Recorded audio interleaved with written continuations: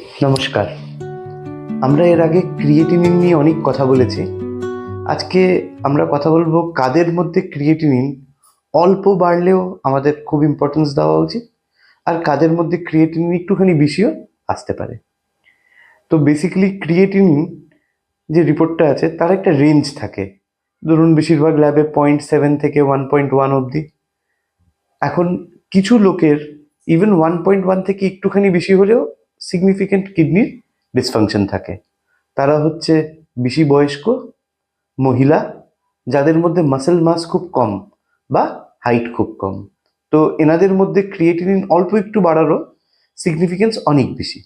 আর ঠিক বিপরীত, যারা একটু বেশি হাইট, যাদের যাদের মাসেল মাস অনেক বেশি, পুরুষ মানুষ, মিডল এজ বা ইয়াঙ্গার এজ গ্রুপ, এদের মধ্যে আবার ক্রিয়েটিনিনটা নর্মাল রেঞ্জেও থাকতে পারে, বা ইভেন নর্মাল রেঞ্জ থেকে একটুখানি বেশি থাকলেও হয়তো নর্মাল। দুটোর মধ্যে পার্থক্য করার জন্যে আমাদের বেসিক্যালি আরও কিছু টেস্টের সাহায্য নিতে হবে, যেরকম একটা ইউরিন রুটিন এক্সামিনেশন আর একটা আল্ট্রাসাউন্ড। এটা দিয়ে আমরা টের পাবো কি আসলেই যে ক্রিয়েটিনিনটা চেঞ্জ হচ্ছে সেটার কোনো সিগনিফিকেন্স আছে কি নেই। ধন্যবাদ।